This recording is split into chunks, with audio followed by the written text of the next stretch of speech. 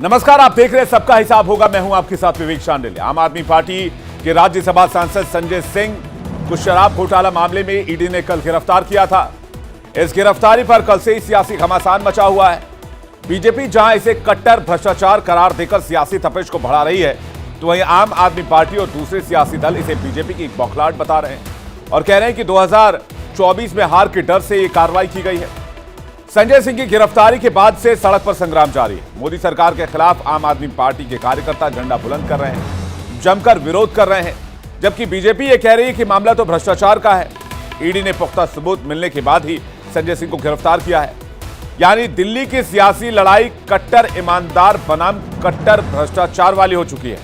जहां बीजेपी आम आदमी पार्टी पर भ्रष्टाचार की तोहमत मढ़ रही है, तो वहीं आम आदमी पार्टी का कहना है कि मोदी जी चुनाव हार रहे हैं, इसलिए ईडी का सहारा ले रहे हैं। सबसे पहले आपको दिखाते हैं वो सवाल जो कि आम आदमी पार्टी सांसद संजय सिंह की गिरफ्तारी के बाद खड़े हुए हैं। पहला सवाल क्या है? विपक्ष को लग रहा है डर ईडी ना आ जाए घर। दूसरा सवाल क्या है? घोटाले की जांच जारी, अब सरगना की बारी, क्योंकि अनुराग ठाकुर ने यह सवाल उठाया आज। तीसरा सवाल क्या है? भ्रष्टाचार पर एक्शन के पीछे क्या चुनावी कनेक्शन है? जो आरोप विपक्षी गठबंधन की तरफ से लगाए जा रहे हैं, इंडिया अलायंस की तरफ से लगाए जा रहे हैं। इसी से जुड़ी एक रिपोर्ट आपको दिखाते हैं और उसके बाद सबका हिसाब होगा।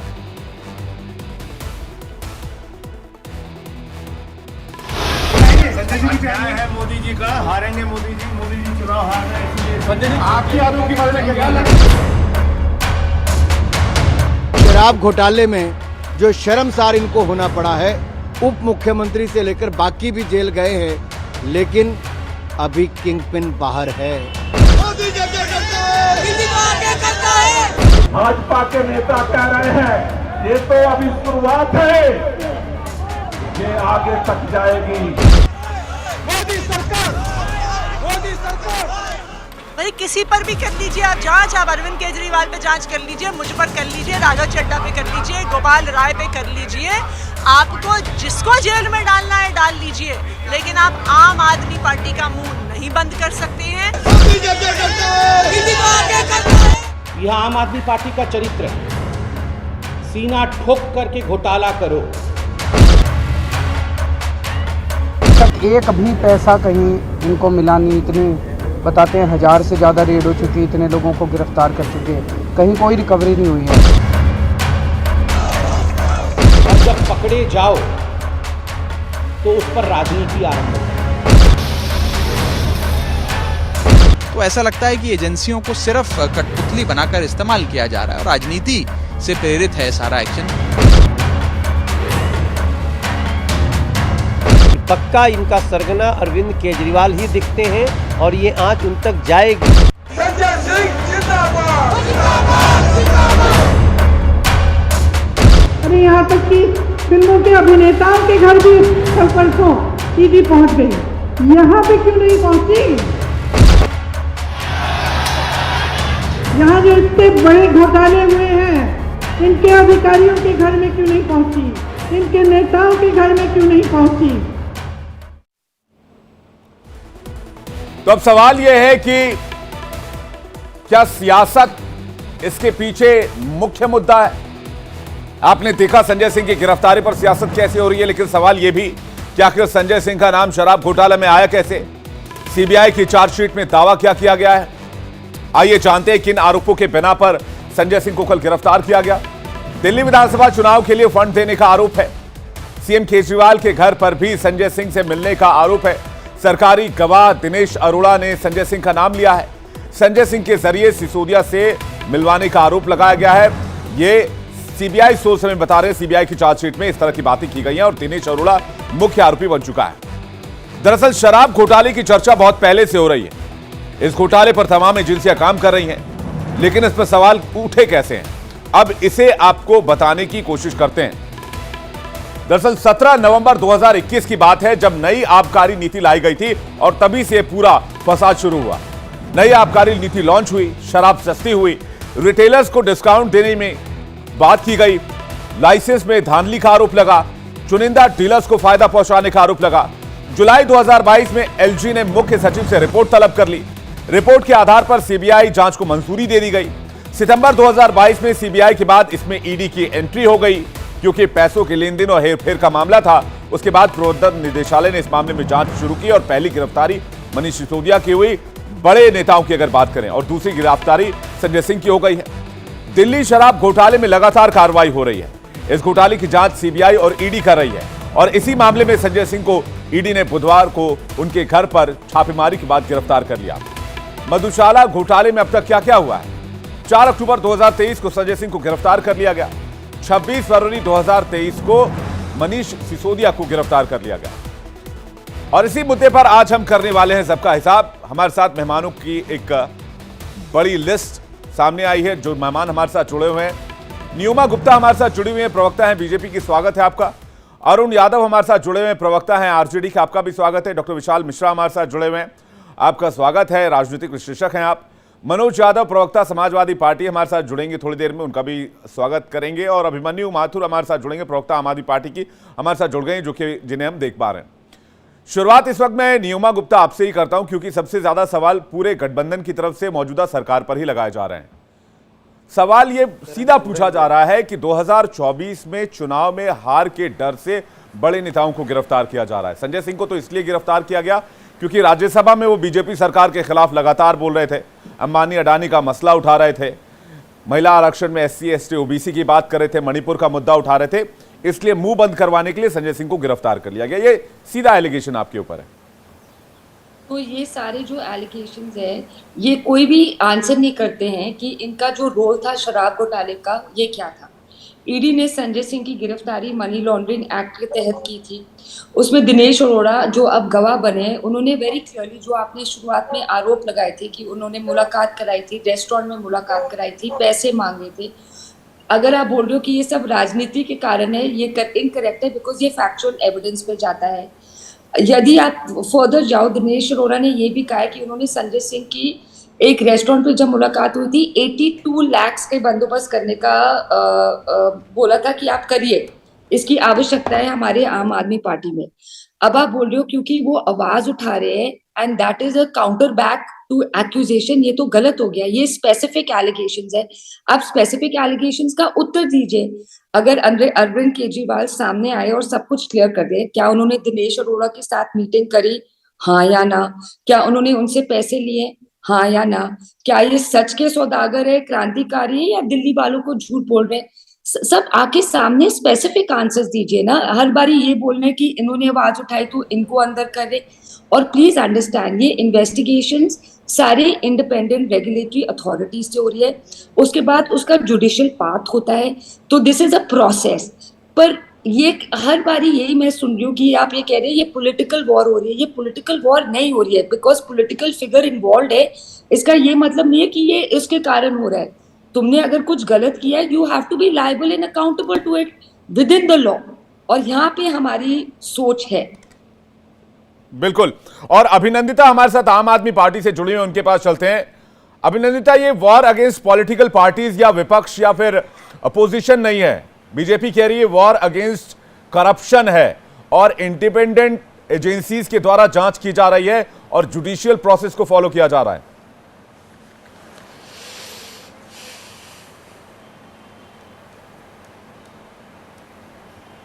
जी नमस्कार जी। देखिए, न्याय और जुडिशरी के बारे में बीजेपी से सुनना थोड़ा सा अजीब लगता है, स्पेशली आज एक ऐसे दिन में जिस दिन में सुप्रीम कोर्ट ने आज चीफ जस्टिस खन्ना ने आज ईडी को बहुत साफ साफ स्पष्टों में ये बोला है, ये ऑब्जर्व किया है और बहुत स्ट्रॉन्ग और स्पष्ट शब्दों में ये ऑब्जर्व किया है कि मनीष सिसोदिया जी के खिलाफ आपके पास कोई भी एविडेंस नहीं है। और जो ये अरोड़ा की बात कर रहे हैं, अगर वो अक्यूज्ड हैं और हम उन्हीं को अगर उसके बाद अप्रूवर बनाते हैं तो that is not sufficient as evidence. और वो बार बार कह रहा है कोर्ट इनको कि जब कुछ आपकी मनी ही नहीं मिल रहा है तो ट्रेल कहाँ है। दूसरी बात ये है, जो आज कोर्ट ने एक बहुत इंपॉर्टेंट चीज़ ऑब्जर्व करी, वो ये है कि कोई भी पब्लिक पॉलिसी, चाहे वो एजुकेशन की हो, चाहे वो एक्साइज की हो, चाहे वो रॉकेट साइंस की हो, कोई भी जो पॉलिसी होती है उसमें अपनी समझ से सरकारें अलग अलग चीज़ें करती हैं। but that does not, some policies can favor the industry also, favor the market, but it does not amount to corruption, it does not amount to any foul play at that policy. तो आप उस किसी भी policy को उस level पे critic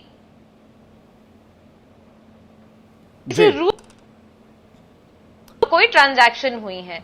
number एक तो ये बात थी जो आज सुप्रीम कोर्ट की, जो शायद हमारी बीजेपी की प्रवक्ता ने मिस कर दी है।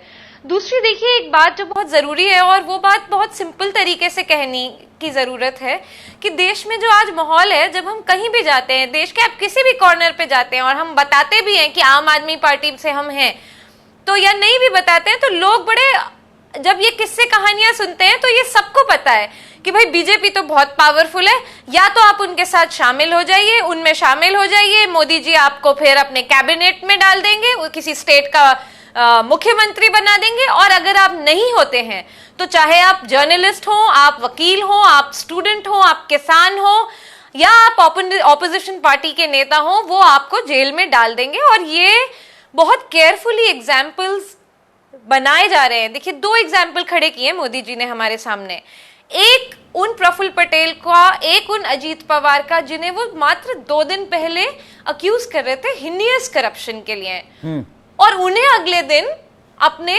स्टेट, एक महाराष्ट्र स्टेट में कैबिनेट में बिठाते हैं। दूसरी तरफ आप देखते हैं वो कहते हैं ये देखो मनीष सिसोदिया, इन्होंने अच्छे स्कूल बनाए हैं, इन्होंने ये किया, हमारे पास कोई एविडेंस नहीं है, लेकिन देखो हम 15 महीने की जांच के बाद आज तक एक भी एविडेंस नहीं दे पाए, लेकिन ये जेल में है। तो ये है बीजेपी का मॉडल जो उन्होंने बनाया है, और ये दिल्ली और देश की जनता से छुपा नहीं है। देखिए आप किसी भी जी आपकी पार्टी, आप एज अ प्रवक्ता आम आदमी पार्टी के, आप लगातार ये कहते हैं कि अजीत पवार का मामला हो, चाहे पश्चिम बंगाल में शुभेंदु अधिकारी का मामला हो, चाहे किसी भी और पॉलिटिशियन का नेता हो, बीजेपी में जाते तो उनके खिलाफ एक्शन नहीं होता, और उनको पहले ये करप्ट बताते थे। आम आदमी पार्टी ने, जब वो आम आदमी पार्टी अस्तित्व में आई, तो अरविंद केजरीवाल का ये बयान है, उन्होंने किसी भी पार्टी के लीडर को या मुखिया को नहीं छोड़ा था जो कि उनकी लिस्ट में थे, और सबको करप्ट बताया था। आज आम आदमी पार्टी खुद उन नेताओं के साथ खड़ी है।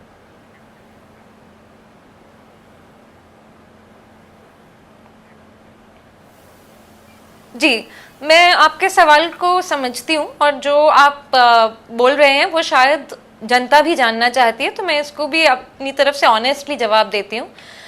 देखिए 2 चीज़ें हैं, एक तो ये है कि हम इस टाइम सेंट्रल गवर्नमेंट में नहीं हैं, हमारे पास ईडी या सीबीआई या हम किसी भी एजेंसी का मिसयूज नहीं कर रहे हैं। तो एक रूलिंग पार्टी होने में एक राजधर्म निभाने की बात अलग है।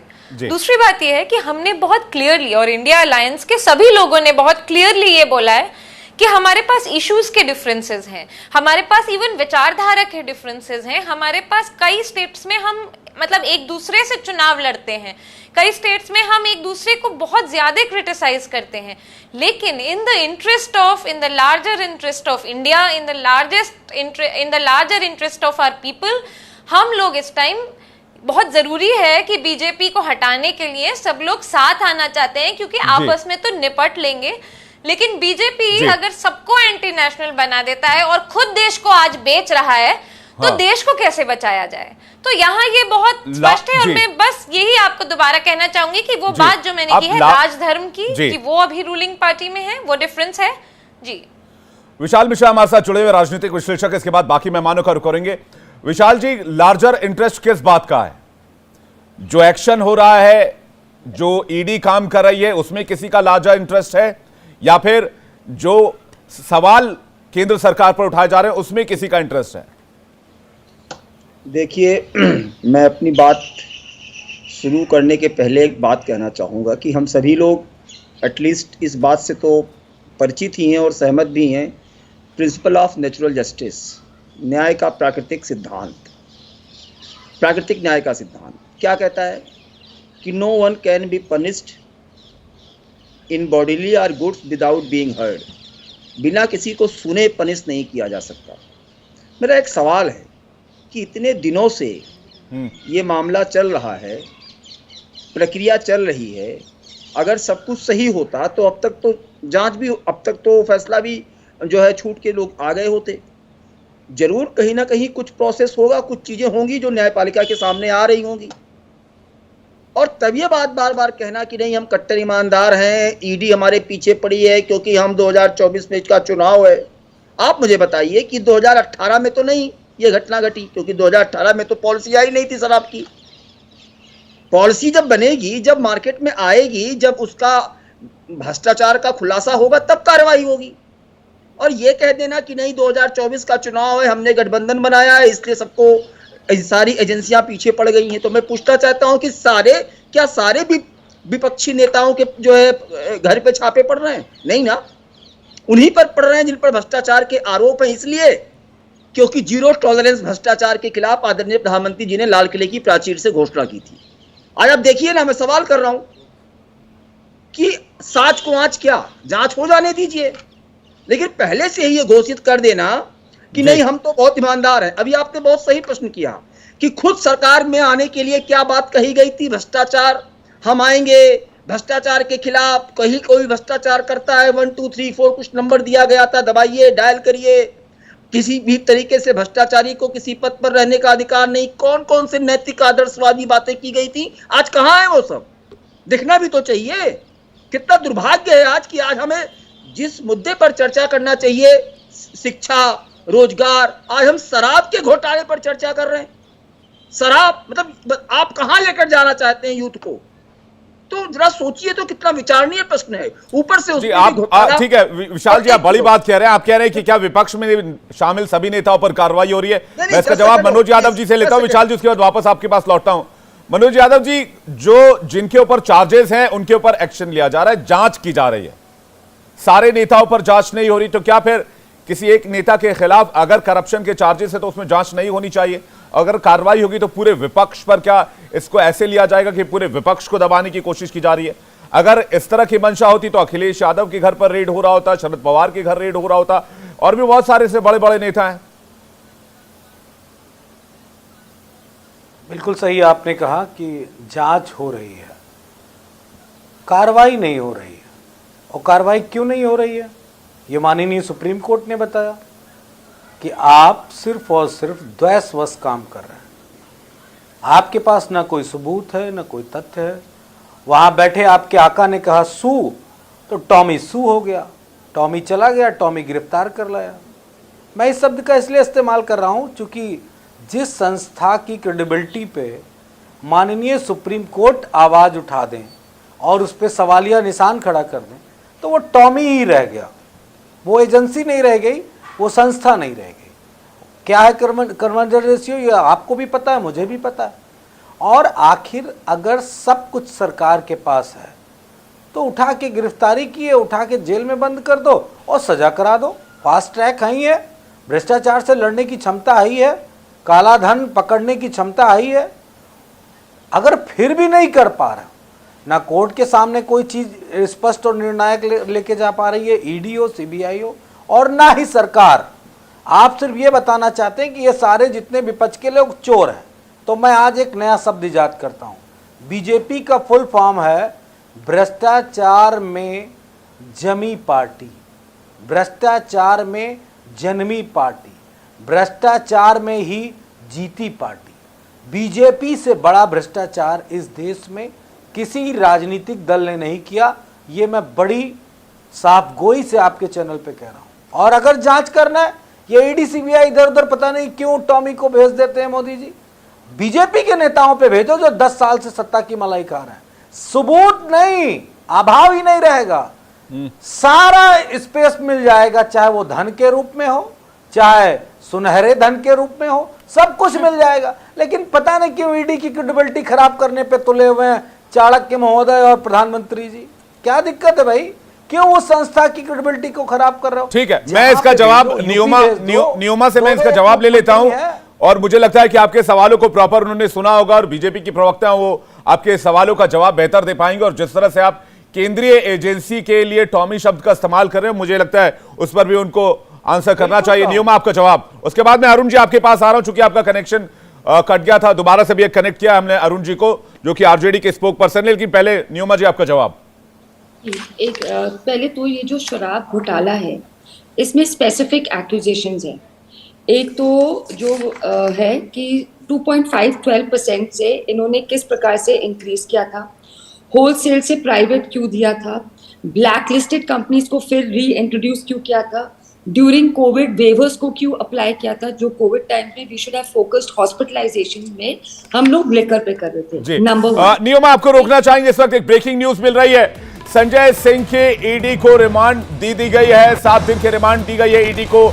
ये बड़ी खबर इस वक्त आपको बता दें, ईडी ने कोर्ट से मांगी थी 10 दिन की रिमांड, लेकिन संजय सिंह को जो है ईडी के रिमांड में सौंपा गया है।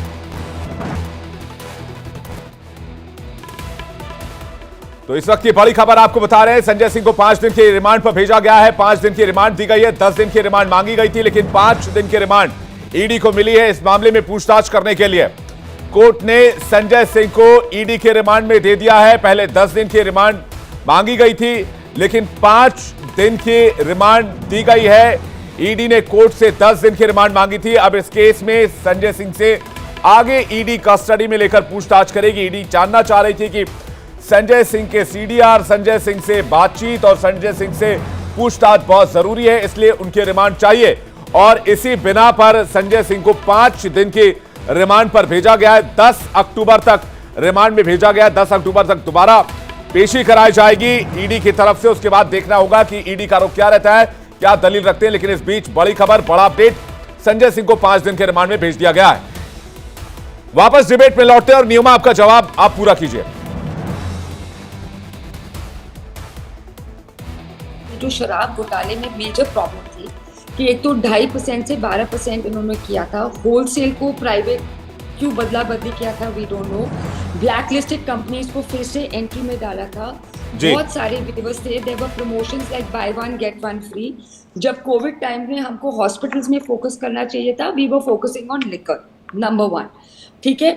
फिर जब सारे नाम सबके सामने आए, जिन बड़े बड़े नामों को एक्सपोज किया गया, जैसे मैंने पहले बोला था, दिनेश अरोड़ा। नहीं, लेकिन नियमा ये जानकारियां तो पब्लिक डोमेन में है, ये जानकारियां पब्लिक डोमेन में है और पिछले 8-10 महीनों से लगातार चल भी रहे हैं। जब से फरवरी 26 को मनीष सिसोदिया की गिरफ्तारी हुई, उसके बाद से सबको पता है।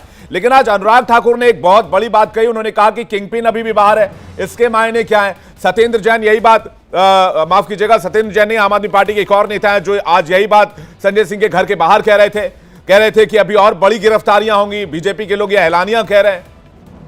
देखिए, जब सारी नदियां गंदी होती है तो समुद्र तो गंदा होता ही है, ठीक है। तो जब तुम्हारी पार्टी के लोग गड़बड़ कर रहे हैं किसी एक पर्टिकुलर स्कैम के लिए, तो कोई मेजर डोमो तो इन्वॉल्व होता ही है। वो सारा मैटर ऑफ इन्वेस्टिगेशन आएगा जब ईडी वगैरह अपना काम रेगुलेटरी अथॉरिटीज इंडिपेंडेंटली कर रहे हैं। यहाँ पे हम लोग शब्द यूज कर रहे हैं जैसे Tommy, I mean you are talking about the judiciary, regulatory authorities, जिसपे हम लोग विश्वास करके जस्टिस के मार्ग पे चलते हैं। At least don't make such a defamatory word और इन शब्दों का प्रयोग करिए। थोड़ा सा विश्वास करिए कि ये लोग अपना जॉब करें। कोई जैसे उन्होंने करेक्टली किया था, जो सारे लोग ऑपोजिशन में उनके सारे नेताओं के पीछे पड़े हुए नहीं, जो नेताओं जिनके कारण हमारे यहाँ पे भ्रष्टाचार दिख रहा है, वो ही इन्वेस्टिगेशन के पर्व्यू के अंदर आ रहे हैं। आप तो ब्लैंकेटली बोल रहे हो कि जो भी गलत होता है वो उसके अगेंस्ट पॉलिटिकल वेंडेटा होता है। There is much more than, there is more to politics. This is law, this is superseding politics. ठीक है, आप ये कह रही हैं कि अरे भाई क्या परेशानी, अगर करप्शन के खिलाफ एक्शन लिया जा रहा है तो जांच हो जाने दीजिए। विशाल मिश्रा भी यही कह रहे थे। अरुण यादव हमारे साथ जुड़े हुए हैं। अरुण यादव जी, अगर किसी बात पे किसी एजेंसी को शक है तो जांच होने दीजिए, क्या परेशानी है, कर लीजिए जांच। और ये बात ये बात अरविंद केजरीवाल, माननीय मुख्यमंत्री दिल्ली के, संजय सिंह जी, इसके अलावा मनीष सिसोदिया, सत्येंद्र जैन, हर कोई कहता रहा है कि भाई जांच करा लो, अगर शक है, दिक्कत है तो जांच करा लो। कई बार उन्होंने प्रेस कॉन्फ्रेंस में कहा है, तो फिर परेशानी किस बात की है?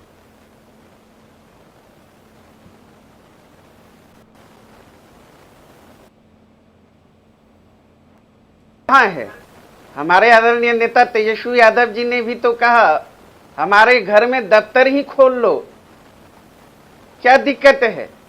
लेकिन सवाल तो उठना लाजमी है ना पूरे देश में। बेरोजगारी पर, महंगाई पर, मणिपुर पर, तो इनके पीछे लगा देंगे ये लोग ईडी सीबीआई। अब देख लीजिए ना इतिहास है, आप देख लीजिए ना इतिहास है, जब से ये सरकार में आए हैं नरेंद्र मोदी जी, भारतीय जनता पार्टी, तो आप जितने मामले हैं 121 मामले हैं राजनेताओं पर, उसमें 115 मामले सिर्फ विपक्ष के नेताओं पे हैं। तो ये क्या है? और खास करके जब से इंडिया गठबंधन बनी है, तमाम देश के विपक्षी दल एकजुट हो रहे हैं संविधान बचाने को लेकर, लोकतंत्र बचाने को लेकर, बेरोजगारी के सवाल पर, महंगाई के सवाल पर। तो ये लोग बौखलाए हुए हैं, डरी हुई है। लगातार जो सरकार, जो भी केंद्र, ये जिस भी स्टेट में है, गैर भाजपा सरकार जहां भी बेहतर काम कर रही है, वहां परेशान करने का काम कर रही है। नहीं मतलब आप तो इनका तो आप ये कह रहे हैं कि विपक्ष ने अलायंस बना दिया है। बिहार में ही देखिए जी, इस मामले में अरुण जी इस मामले में लगभग 18 महीने से तफ्तीश चल रही है। अगर वेंडेटा, मैं सवाल पूछ रहा हूं, अगर वेंडेटा पॉलिटिक्स होता तो 18 महीने तफ्तीश करने की क्या जरूरत थी? एक एक लाइन पर डिटेल निकालने की क्या जरूरत थी? सीडीआर निकालने की क्या जरूरत थी? दिनेश अरोड़ा से पूछताछ करने की क्या जरूरत थी? पहले ही नाम, अगर वेंडेटा पॉलिटिक्स होता, मैं सवाल पूछ रहा हूं, पहले ही दिन चार्जशीट में नाम डालते, पहले दिन गिरफ्तार करके लेते आते।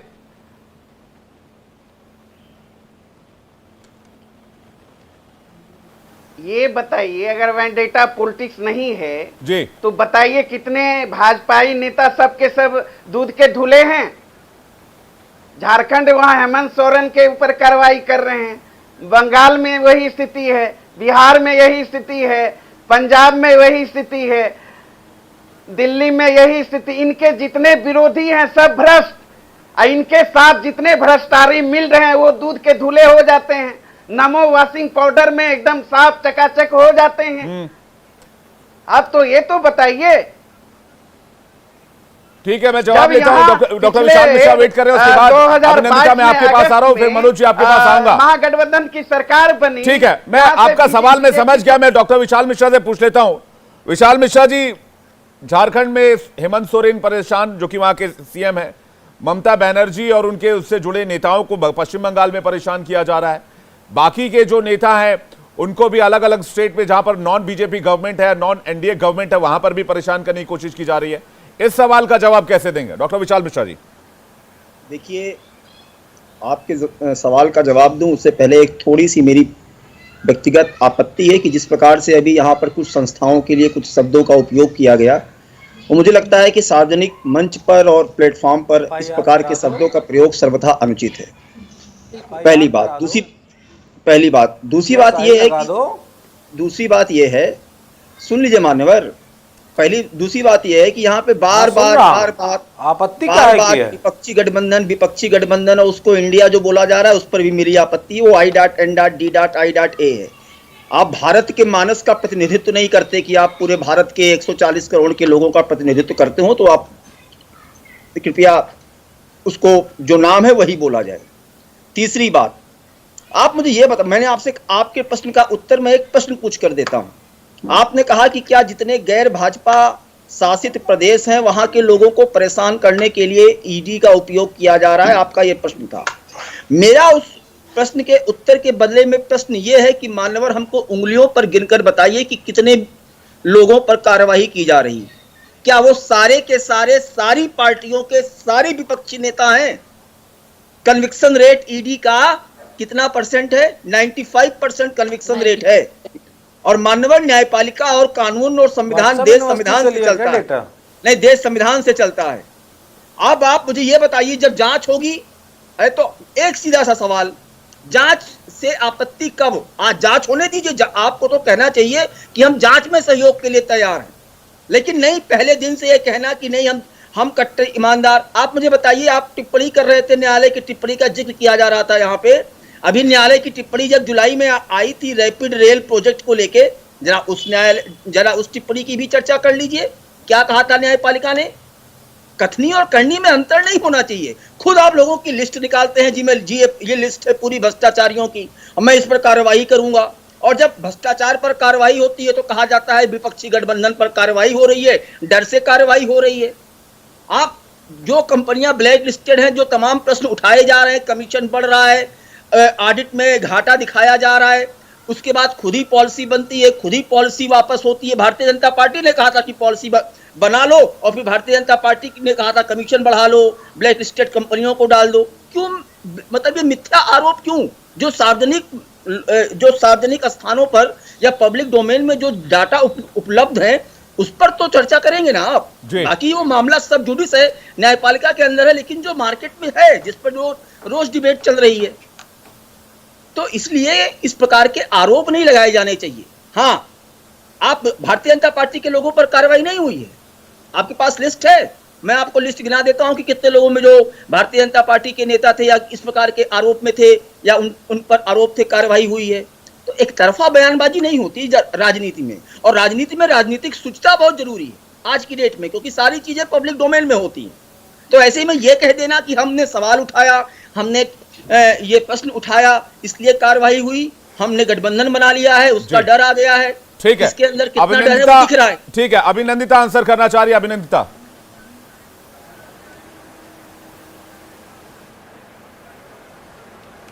जी सबसे पहले तो ये अलायंस का नाम इंडिया ही है, ये डॉट वॉट आप छोड़ दीजिए, हम भी भारतवासी हैं और हम देश के लोग जो हैं ये डिसाइड करेंगे। तो आप फिजूल की बात थी आपकी।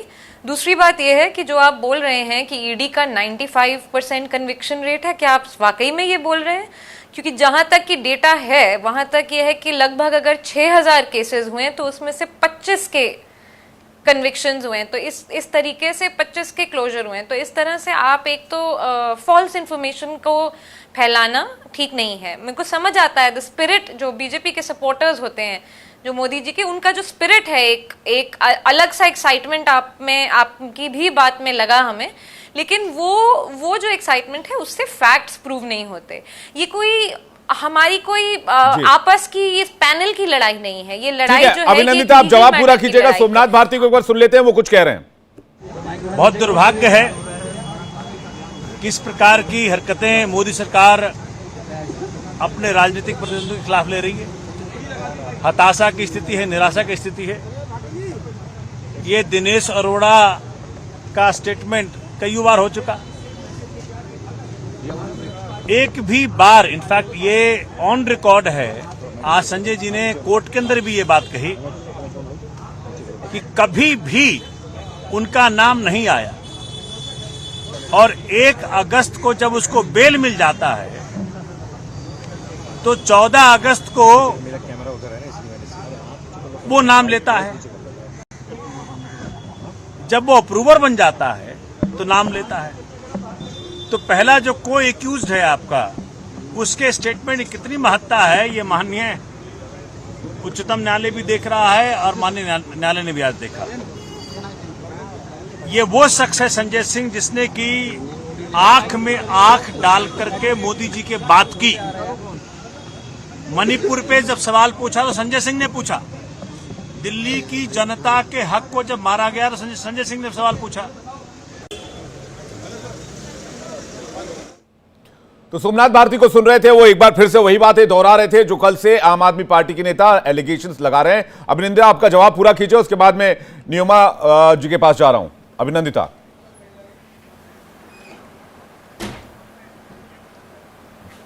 जी जी जी, मैं क्विकली अपना जवाब फिनिश करती हूँ। तो देखिए, जैसे कि मैं बोल रही थी कि जिस तरह से जो जिस एक्साइटमेंट से मेरे से पहले जो प्रवक्ता थे जो क्लियरली मोदी जी के फैन हैं और बीजेपी के फैन हैं, तो मैं ये बोल रही हूँ कि जो चीज़ें हम आम जिंदगी में या इस डिबेट पे करते हैं उनमें और लीगल चीज़ों में फ़र्क है।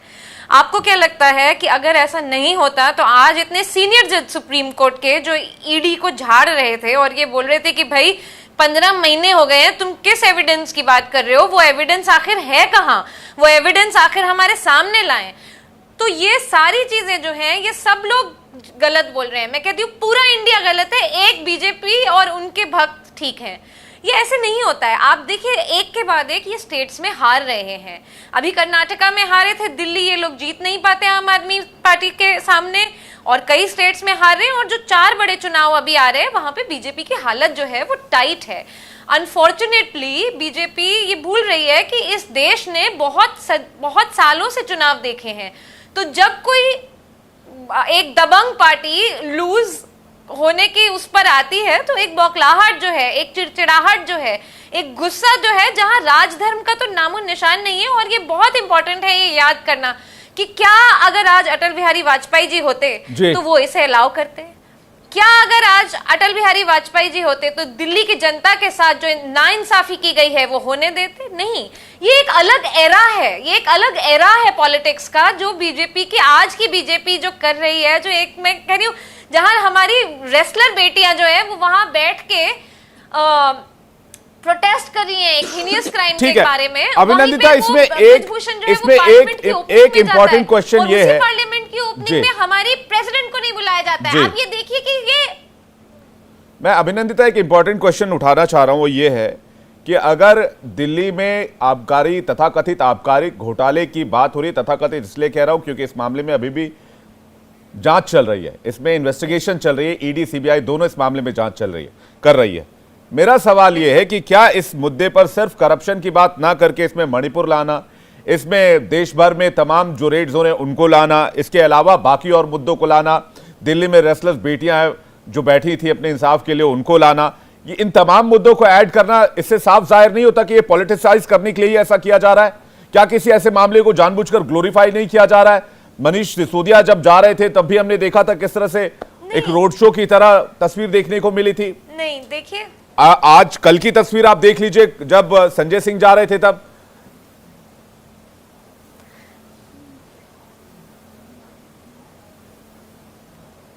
देखिए, पॉपुलर नेता हैं, उनके जो सपोर्टर्स, समर्थक हैं और पॉलिटिशियंस हैं, उनका अपना एक वोट बेस है, वो अपनी जनता को एड्रेस करते हैं, अपनी कॉन्स्टिट्यूएंसी को, वो कोई प्रॉब्लम नहीं है। मगर जो आप कह रहे हैं कि क्यों हम बाकी चीज़ों को ला रहे हैं, हम बाकी चीज़ों को इसलिए ला रहे हैं क्योंकि एक तरफ हमें एविडेंस तो मिल रहा है ज़ीरो, लेकिन अलग अलग जगहों से बीजेपी के फेलियर के आसार दिख रहे हैं। इसीलिए हम मणिपुर को लाते हैं, इसीलिए हम उन रेसलर बेटियों को लाते हैं, क्योंकि वहाँ सारी जगहों पे आदमी अपना काम में फेल हो रहा है। तो ये एक चीज़ को पकड़ के उस पर लगा हुआ है क्योंकि आपके हाथ में ताकत है इस टाइम, तो विच इज वाई ये रेलिवेंट हो जाता है कि हम इसको क्यों लाएं। हम तो चाहते हैं बीजेपी तो अभी भी कह रही है कि आज केंद्रीय मंत्री का बयान है कि देश को आगे बढ़ाया जाए। किंगपिन बाहर है अभिनंदिता, आज तो केंद्रीय मंत्री का बयान है किंगपिन बाहर है।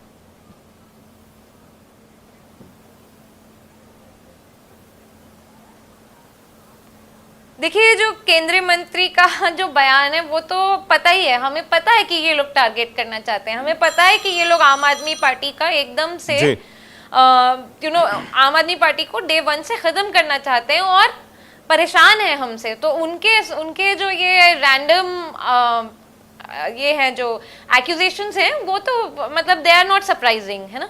वो लोग तो ये करेंगे, उनको ये इसी प्रकार से उन्होंने, ठीक है, यानी कि आप कह रही हैं कि इस तरह की कार्रवाई और हो सकती है। मैं मनोज यादव जी आपके पास आऊं, अरुण यादव जी से कमेंट लेके आ रहा हूं। अरुण यादव जी कह रहे हैं इस तरह की कार्रवाई और हो सकती है, क्या आपको लगता है बिहार में भी इस तरह की कार्रवाई देखने को मिलेगी?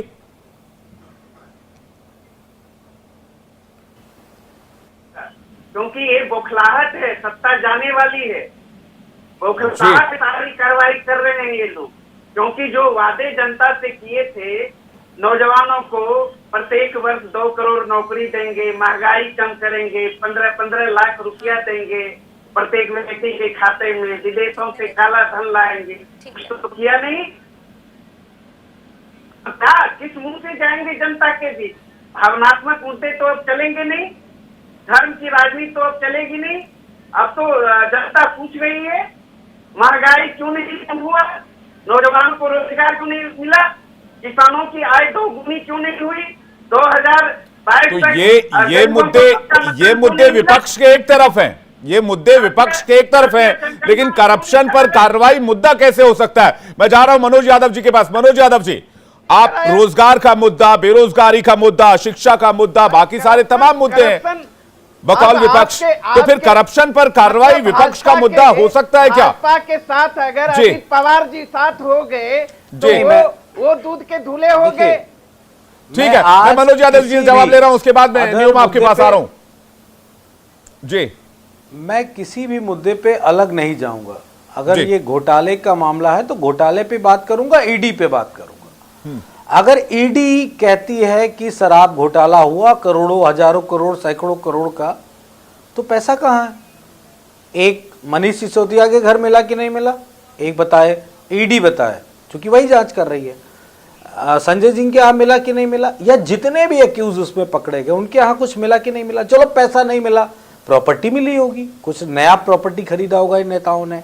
नहीं मिला तो सोना चांदी मिला होगा, वो भी अगर नहीं मिला तो फिर तय करो कि देखो आप पार्टी का चंदा तो नहीं बढ़ गया, और अगर आप पार्टी का चंदा बढ़ गया है तो तुम आप पार्टी का एक तरफ रखो कागज और एक तरफ बीजेपी का रखो।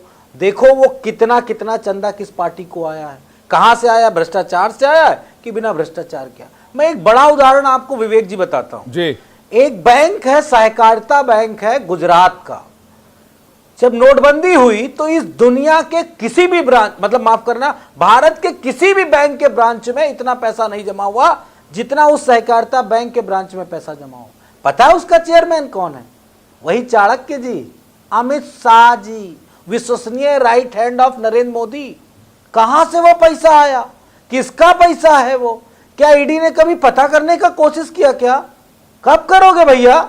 और ये जो हमारे मिश्रा जी कह रहे थे 93% कन्वर्जन रेशियो है, काहे के लिए ऐसा डेटा बोलते हो? आपके पीढ़ियां, आपके परिवार वाले सुनेंगे, बच्चे बाहर बोलेंगे, बड़ी बेइज्जती होगी। क्यों आप इनकरेक्ट डाटा जनता को बता रहे हो? अगर करेक्ट हो तो कागज लेके बैठो, ना करेक्ट हो तो कम से कम गलत ना बताओ। या ईडी ही कह दे, ठीक है, आप तो समर्थक होगे तो आप कह दो ना, ईडी प्रेस कॉन्फ्रेंस करे कि इन इतने सालों में 6000 केसों में कन्वर्जन रिकवरी, आप कह रहे रिकवरी क्या हुई है, और रिकवरी हुई है तो वो एजेंसियों को सामने रखना चाहिए। विशाल जी कुछ कहना चाह रहे? विशाल जी आपका जवाब लूं, लेकिन पहले मैं नियोमा से इसका जवाब ले लेता हूं। नियोमा जी, नियोमा जो सवाल उठा रहे हैं मैं उसका जवाब चाहूंगा, जो बात मनोज जी कह रहे हैं जी। एक तो पहले मैं आपको बोल दूं, ये एरा है जीरो टॉलरेंस टू भ्रष्टाचार। This is the era we are living. Okay, PMLA के प्रावधान में धारा 120B आईपीसी में वो लागू है जब पीएमएलए कानूनी प्रक्रिया मत बताइए, प्लीज मुझे खत्म आप सीधे सीधे जनता को बताइए कि उनको कुछ मिला कि नहीं मिला। महिमा जी, ये 120B ये धारा वो, अरे इस तरह तो इसी 2G को भी बताया था आप लोगों ने, क्या हुआ? 2G में कुछ हुआ क्या? राहुल गांधी जी को मिलेगा, राहुल गांधी जी को क्या मिला? ईडी ने जांच किया, क्या पाया?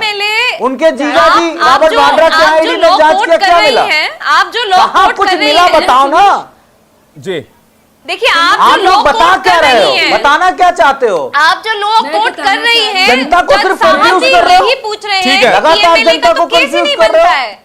ठीक है, ठीक है, एक एक करके साहब यही बोल रहे हैं। सभी मेहमानों से आग्रह करूंगा एक एक करके जवाब देना जाएगा। पहले उनका जवाब ले लेते हैं, कहना क्या चाहते हैं। ठीक है, अभिनंदिता मनोज जी वेट कीजिए, उनका जवाब ले लेते हैं।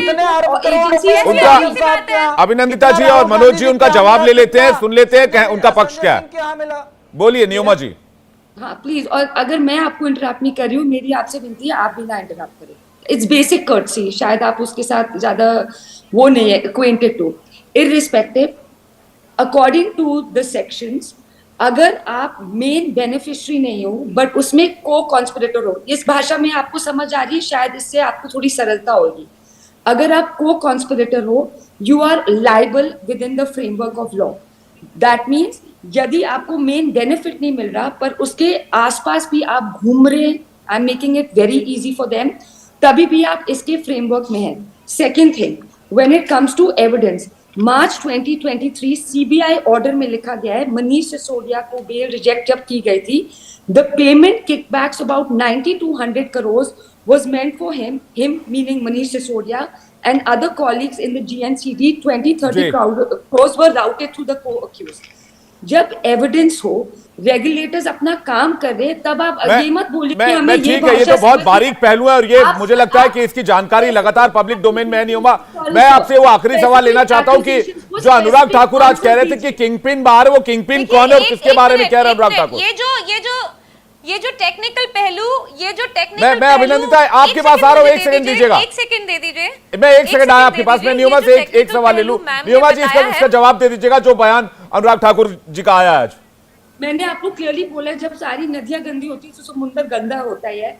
Let the regulators do the investigation and see who is the final point of contact. नहीं, आपका इशारा दिल्ली के मुख्यमंत्री की तरफ तो नहीं है, साफ साफ बोलिए अगर आप आपके जो केंद्रीय मंत्री अगर इस तरह का बयान दे रहे हैं तो। चीफ मिनिस्टर के नीचे ये सब हो रहा है। उनके खुद के बयान में जो है, उनके घर में एक मीटिंग हुई थी इन लोगों के साथ, तो what does this lead to? ठीक है अभिनंदिता, आपका जवाब जल्दी से।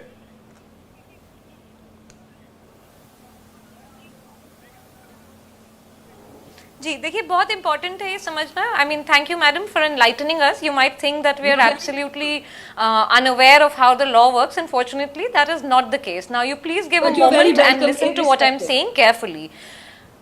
The specific case, the specific section that you are evoking at the moment does not make sense.